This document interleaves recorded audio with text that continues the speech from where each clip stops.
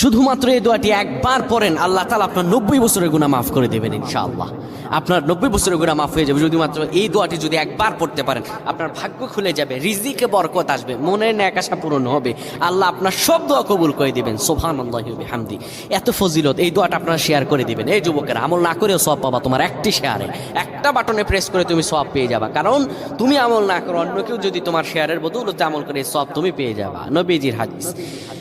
আমার ভাইয়েরা, আল্লাহর কাছে দোয়া করা, আল্লাহর কাছে দোয়া চাওয়া, এটি হলো মুমিনদের কাজ। আমার আল্লাহ বান্দাকে বলেন, বান্দারে উদউনি আস্তাজিব লাকুম, আমার কাছে চাও, আমার কাছে চাইলে আমি আল্লাহ তোমাকে দিয়ে দিব।